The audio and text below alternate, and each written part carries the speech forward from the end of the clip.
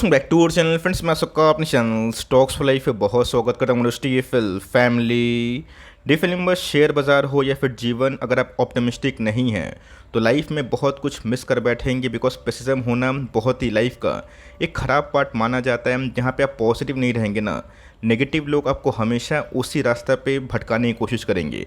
अगर आप long term investors में बहुत लोगों को नाम जानते हैं, जिसमें वॉरेन बफेट साहब का नाम और लेट लेजेंडरी राकेश सर का नाम आप सबको अच्छे से पता है। इनकी इन्वेस्टमेंट ना बहुत ही हद तक कामयाब इसलिए रही बिकॉज टाइटन की बात की जाए, क्रिसिल की बात की जाए, आरजे सर को लेजेंड बनाया। और इसी बीच में का वॉरेन बफेट सर की अगर आप इंटरव्यू देखें, उसमें आपको कोट मिलेगा जहाँ पे 90 ईयर्स के क्रॉस होने के बावजूद भी वो लॉन्ग टर्म इन्वेस्टमेंट को वही प्रायोरिटी देते हैं। तो बोलने का दोस्तों मतलब क्या है? आपको लगता है कि आने वाला कल आज से अच्छा नहीं होगा तो शेयर बाजार में गाइस टाइम पास आप ना करें, अपना माथा पीछे ना करें। लेकिन आपको लगता है कि आने वाला कल भारतीय बाजार के लिए, वर्ल्ड इकोनॉमी के लिए, हमारे लाइफ स्टाइल के लिए अच्छा हो सकता है, तभी पैसे बनेंगे। यहाँ पे गाइस डीमैट अकाउंट की ओपनिंग को लेके एक बहुत ही नेगेटिव न्यूज़ हमें देखने को मिल रही है। बट मेरा ऐसा मानना है कि धीरे धीरे दोस्तों हम लोग रिसेशन से भी निकलेंगे, क्योंकि भारत में नहीं है, मैं वर्ल्ड इकोनॉमी की बात कर रहा हूँ। और तब दोस्तों जो ऑप्टिमिज्म है वो हमें दिखाई पड़ेगा। बिकॉज डीमैट अकाउंट में ऐसे बहुत सारे शेयर्स हैं जो भारतीय बाजार में लिस्ट होते हुए देखने को मिलते हैं। उनके कुछ डेटास आए हैं जिसको मैं बहुत ही अनबायस्ड होकर एकदम ट्रांसपेरेंट वे से आप सब तक कन्वे ज़रूर रखूँगा। चैनल फर्स्ट टाइम होंगे सब्सक्राइब कर सकते हैं इस तरह की क्वालिटी कंटेंट को सबसे पहले एक्सेस करने के लिए। Now without dealing any for time, let's begin. आप सबको अच्छे से पता है कि जीवन हो या फिर शेयर बाजार, घूम फिर के उसको ऊपर ही जाना है, मतलब रास्ता ठीक वो ढूंढ लेती है।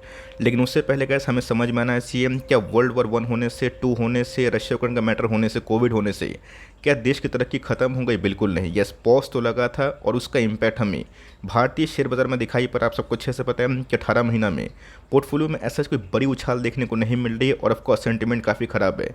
आईटी रिक्रूटमेंट की बात की जाए, उनके ऑफकोर्स रिक्रूटमेंट नहीं होने की वजह से, सैलरी हाइक नहीं होने की वजह से डीमेट अकाउंट में उसका असर जो कि होना लाजमी था वो हमें देखने को मिल रहा है। जहाँ पे गैस न्यू डीमेट अकाउंट है ना, वो 18% के आसपास डिक्लाइन हो चुका है। जहाँ पे गैस दिग्गज कंपनी डिस्काउंट ब्रोकर में जीरो था।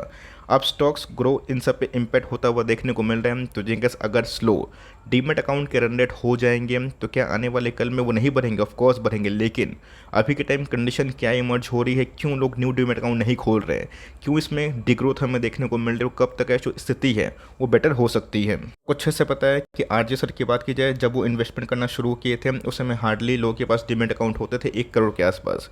आज तो सो एक्टिवली अगर आप देखें 11 करोड़ के आसपास हमें देखने को मिलता है। जहाँ पे सीडीएसएल का मार्केट शेयर बढ़ भी रहा है सरप्राइजिंगली। तो ऑफकोर्स मैं बताऊंगा इस वीडियो का जो डेप्थ है और ऑफकोर्स मेरा मोटो क्या है इस वीडियो को बनाने का। ऑल्दो अगर आप देखें तो 16 लाख दोस्तों न्यू डीमेट अकाउंट ओपन हुए हैं अप्रैल में, जो कि मार्च में 19 लाख के आसपास थे। मतलब दोस्तों इसमें हमें डिग्रोथ देखने को मिल रहा है। ऑफकोर्स चाहे वो ईयर ऑन ईयर की बात की जाए, मंथ ऑन मंथ की बात की जाए, बट इसी बीच में एक समय दोस्तों भारतीय बाजार में डीमेट अकाउंट की संख्या बहुत ही कम थी। तो बहुत लोग बोलेंगे सर कि भारत का जो ग्रोथ होना था हो गया है, तो ऑफकोर्स बात ही खत्म हो गई। लेकिन आपको लगता है कि आने वाले कल में 140 करोड़ की देश की आबादी में ये अकाउंट दोस्तों 20 करोड़, 25 करोड़, 30 करोड़ जाएगा? तो आप समझ सकते हैं कि इस पूरे इंटायर सेक्टर में क्या बूम आएगा। ऑल्दो अगर आप देखें तो जो एक्टिव यूज़र का इस एनएससी पे स्टोर हो रहे हैं वो 3.25 करोड़, 3 करोड़ के आसपास है। बट इसी बीच में क्या सबसे बड़ा कैच क्या है, कौन कौन से डीमेट अकाउंट होल्डर्स के लिए फ़ायदेमंद वाली ये न्यूज़ है और कौन कौन से नेगेटिव बात है, उसको डिस्कस करना बेहद इंपॉर्टेंट है। पहले क्या सबको अच्छे से पता है कि वॉल्यूम का प्रॉब्लम देखने को मिल रहा है। 2020 में क्या हुआ था, लॉकडाउन था तो लोग एकदम आराम से घर में ही ट्रेडिंग कर रहे थे बैठ के। उनको लग रहा था कि जॉब स्टार्टअप पे कर लेंगे, ऑफकोर्स मार्केट भागता ही रहेगा। बट रशिया यूक्रेन के मैटर के बाद दोस्तों बहुत लोग तो मार्केट से बाय हो गए हैं। इसी बीच में अगर आप देखें तो मंथ ऑन मंथ में दोस्तों जीरोधा भी नेगेटिव है, एंजल वन भी नेगेटिव है। लेकिन दोस्तों एंजल वन की बात की जाए जिसको हमने बहुत बार कवर किया था, उसने गाइस जीरोधा से बहुत ही कम डिक्लाइन दिखाया। जहाँ पे गाइस जीरोधा में 63 क्लाइंट काउंट की बात की जाए वो लॉस होते हुए देखने को मिल रहे हैं। एंजल वन में गाइस मात्र 43 लाख के आसपास है। रही बात up stocks, my goodness 23% grow की बात की जाए, 0.5%। और आईसी सिक्योरिटीज़ की बात की जाए 4%। मतलब मोटा मोटी अगर आप देखें तो जीरोधा, ग्रो और अप स्टॉक इसको उतना हार्म नहीं हुआ। और इसमें गाइस अप स्टॉक्स को छोड़ के एंजल वन और ऑफकोर्स दोस्तों रही बात ग्रो, इन्होंने बहुत ही लूज तो किया है मार्केट से, लेकिन बहुत ही कम मायने में। इसमें कैसे अगर आप वाई ऑन वाई देखें कि कंडीशन क्या इमर्ज हो रही है, जहाँ पे कैसे जीरोधा ब्रोकिंग में सरप्राइजिंगली हमें 20% का इजाफा देखने को मिल रहा है। अप स्टॉक्स पीछे हैं। रही बात एंजल वन, ये भी लाइन पे हमें देखने को मिल रहा है। ग्रो की बात की जाए ये भी लाइन पे देखने को मिल रहा है। और ओवरऑल अगर आप देखें तो सारे ब्रोकरिंग इंडस्ट्री में गैस अभी के टाइम खलबली है। लेकिन यस इक्का दुक्का ही प्लेयर है जिन्होंने अच्छा कारोबार किया है। सो ये जो डीमैट अकाउंट की संख्या कम होने से ऑफ कोर्स सीडीएसएल के जो शेयर है उसका इम्पैक्ट पड़ेगा। लेकिन दोस्तों मैं आपको बताना चाहता हूँ, आपको अच्छे से पता है कि 6-8 महीना साल भर से जो पेन हुआ है ना, इसमें कैश ट्रेडिंग का वॉल्यूम बहुत ही कम होता हुआ देखने को मिल रहा है। और दोस्तों ये 38 महीना का लोअर स्टेंस पे आ चुका है, जहाँ पे कैश वॉल्यूम की बात की जाए 33% वाई ऑन वाई, और मंथ ऑन मंथ की बात की जाए 16%। मतलब कि जो फ्री भी थे, जो मतलब मार्केट में ऐसे ही आए थे बरसाती मेंढक की तरह, वो भागते हुए देखने को मिल रहे हैं। और ऑफ कोर्स दोस्तों आने वाले कल में जैसे ही मार्केट भागेगा, वैसे वैसे दोस्तों जो लोग पीछे से मार्केट को ऐसे टाटा बाय बाय कर रहे हैं, वो फिर मार्केट के मैदान में उतरेंगे। और ऑफ कोर्स का तब न्यू डीमेट अकाउंट की संख्या बढ़ेगी। सिंपल सी बात है, आईटी का योगदान दोस्तों भारतीय बाजार में बहुत ज़्यादा है, क्योंकि ये रोज़गार देते हैं। आईटी में दोस्तों रिक्रूटमेंट नहीं हो रहे हैं, जिसके वजह से जॉबलेस क्लेम बढ़ते हुए देखने को मिल रहे हैं। तो मोटा मोटी अगर आप देखिए इस खराब परिस्थिति में भी ऐसा नहीं है कि पूरा इंटायर इंडस्ट्री कोलैप्स हो गया। ऑल दो गाइस जो डिग्रोथ की संभावना थी वो तो हमें आशंका बताई जा रही थी, बिकॉज कैश ट्रेडिंग में कैसे अगर वॉल्यूम 33% डाउन हो जाए तब समझ सकते हैं कि बहुत लोग ट्रेड नहीं लेंगे, बहुत लोग इन्वेस्टमेंट नहीं करेंगे, बहुत लोग जैसे ही नो प्रॉफिट नो लॉस में निकल जाएंगे। इससे फ़ायदा उनको होगा जो लॉन्ग टर्म वाले हैं, उनको सस्ते में शेयर मिलेंगे। और जब मार्केट में गाइस तेज़ी का माहौल आएगा तो यही सब निवेशक जो आज भाग रहे हैं ना, वो धीरे धीरे गाइस मार्केट में कमबैक जरूर रखेंगे। तो अच्छे से पता है कि मार्केट में सीडीएसएल एनएसटीएल का डुओपोली देखने को मिलता है। एनएसटीएल की बात की जाए उनके मार्केट शेयर घटे हैं, लेकिन दोस्तों अगर आप सीडीएसएल को देखें ना, मतलब जो ब्रोकरिंग लाइक स्टॉक मार्केट में लिस्ट है एंजल वन, उनको फ़ायदा हुआ है। लॉस तो हुआ है बट दूसरे इंडस्ट्री से, दूसरे पीयर से उनको फ़ायदा हुआ है। सीडीएसएल की बात की जाए, इनके का टोटल जो इंक्रीमेंटल डिमेंट अकाउंट है ना मार्केट शेयर, इसमें गेन होता हुआ देखने को मिल रहा है मंथ ऑन मंथ और वाई ऑन वाई। लेकिन तो झटका किसको लगा है? एनएसटीएल को। मतलब मोटा मोटी अगर आप देखें इस खराब कंडीशन में भी दोस्तों सीडीएसएल अभी के टाइम में जो लाइक अकाउंट गेनिंग का फॉर्मूला है उसमें कामयाब हो चुका है। 11 करोड़ दोस्तों जो डीमेट अकाउंट है, फिर आप 11 करोड़ ही पकड़े, उसमें हमें 8-9 करोड़ के आसपास तो सीडीएसएल का ही मार्केट शेयर देखने को मिलता है, बिकॉज ये थोड़ा सा लाइक कम चार्ज करते हैं।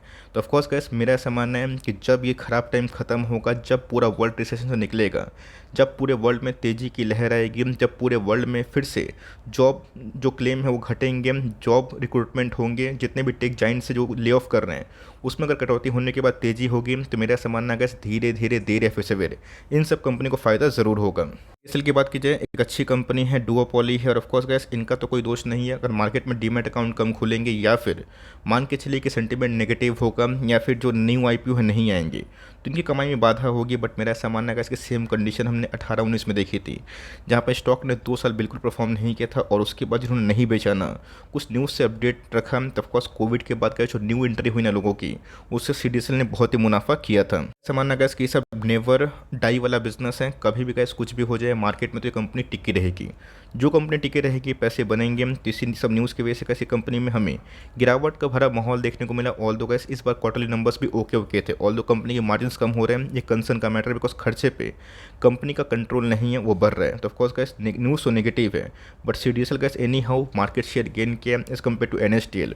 ओवरऑल अगर आप सेक्टर वाइज देखें तो उसमें हमें डिग्रोथ देखने को मिल रहा है। बट मेरा ऐसा मानना है कि जो कंडीशंस अभी के टाइम इमर्ज हो रही है, शायद अगर वो ओवर होता है, इन सब कंपनी के लिए सेंटीमेंट फिर से बूस्ट होंगे, बिकॉज जितने न्यू डीमैट अकाउंट खुलेंगे, जितने न्यू आईपीओ आएंगे, इन सबको इससे बेनिफिट जरूर होगा। तो मैक्सिमम मुझे लगता है कि डिस्काउंट इन है, फैक्टर इन है, वरना ये स्टॉक और भी गिरे होते। ऑल दो गैस बीएससी में थोड़ी बहुत रिकवरी हमें देखने को मिल रही है। एक समय गैस बीएससी वही 500 के नीचे आया था, बट थोड़ी बहुत हमें रिकवरी के बाद ये 538 के आसपास क्लोजिंग दिखा रही है। तो इन सब कंपनी को अगर आप होल्ड किए ना, तो लॉस में मत बेचिए, टाइम दीजिएगा, तो चीज़ें जो है ना मार्केट में वो भी सुधरेंगी। और ऑफकोर्स जो होप पाल के हम लोग न्यू इन्वेस्टर के रूप में या फिर ओल्ड इन्वेस्टर के रूप में जो लॉन्ग टर्म में सोच रहे हैं कि चीज़ ठीक होंगी, तो उन सब का फ़ायदा हमें ज़रूर मिलेगा। बात एंजल वन की, तो जहाँ पे गैस जीरोधा ने सरप्राइजिंगली कुछ ज़्यादा लॉस किया मार्केट शेयर में, इसमें गैस लॉस तो हुआ है बट एज कंपेरेटिवली थोड़ा बहुत कम हुआ। ग्रो और एंजल वन ये गैस बिगेस्ट विनर बन के इमर्ज हुए हैं, तो कंपनी गैस अच्छा कर रही है।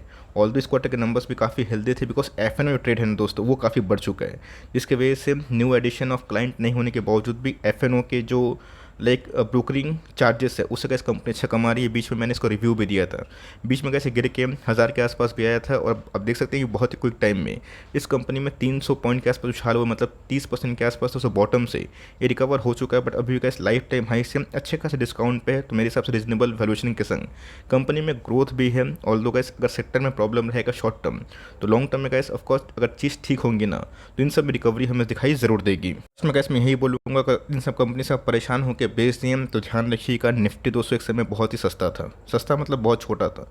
एक समय निफ्टी को दोस्तों हमने 6,000 पे भी देखा है, 5,000 पे भी देखा है, 8 पे भी देखा है, 12 पे देखा है, 18 पे भी देखा है। क्या पता आने वाले कल में 40 भी देखे, 50 भी देखे, 60 भी देखें। तो ये गैस ग्रोथ है वो चलती रहेगी, बीच बीच में थोड़ा डिस्टर्बेंस आएगा, थोड़ा ग्रोथ रुकेगा, फिर गैस मार्केट रिकवर होगा। तो अच्छी कंपनी में अगर आप निवेश किए बैठे रहें। और मेरा ऐसा मानना है कि जब चीज़ सुधरेंगे, जब मार्केट में फिर से लहर आएगी, ऑप्टिमिज्म होकर दोस्तों जो लोग अभी एफडी कर रहे हैं ना, वो स्विच करके अगर शेयर बाजार में आएंगे तो मल्टीपल डीमेट अकाउंट लोग खोलेंगे अपने परिवार के नाम पे, अपने घर के नाम पे, अपने फ्रेंड्स के नाम पे। उसके बाद दोस्तों न्यू आईपीओ भी आएंगे जिसका इम्पैक्ट सारे ब्रोकिंग इंडस्ट्री को और ऑफ कोर्स जो डिपॉजिटरीज है उनको मिलेगा। तो शॉर्ट टर्म में गैस मार्केट सेंटिमेंट में ये सब थोड़ा डिस्टर्ब चल रहे हैं, बट मेरा ऐसा मानना है कि कंपनी में प्रॉब्लम नहीं है, सेंटिमेंट में प्रॉब्लम है। अब कैश ट्रेडिंग वॉल्यूम गैस 38% 30% के आसपास गिरेगा ना, ये एक बड़ा चिंता वाला बात है। बट मुझे लगता है कि टाइम के संग धीरे धीरे जो एक नेगेटिविटी थी, फ्रस्ट्रेशन, वो लोगों के अंदर से निकल रही है। और ऑफकोर्स गैस भारतीय बाजार के जो इन्वेस्टर है ना, वो काफ़ी मजबूत भी हो चुका है साइकोलॉजिकली, वरना निफ्टी यहाँ से और भी गिरता है। अगर एसआईपी में थोड़ा भी हमें और बड़ा गिरावट देखने को मिलता है तो आपका क्या पॉइंट ऑफ व्यू है? और पूरे स्टॉक्स में से आप कौन कौन से को होल्ड करते हैं और कितने लंबे टाइम तक प्लान कर रहे हैं? प्लीज़ कमेंट बॉक्स में अपनी राय को ज़रूर साझा करें। वीडियो अच्छी लगी तो प्लीज़ लाइक करिएगा और चैनल फर्स्ट टाइम होंगे प्लीज़ सब्सक्राइब भी कर सकते हैं। तो गाइस मिलते हैं जल्दी ही, तब तक के लिए bye. Thanks for listening friends, God bless you all.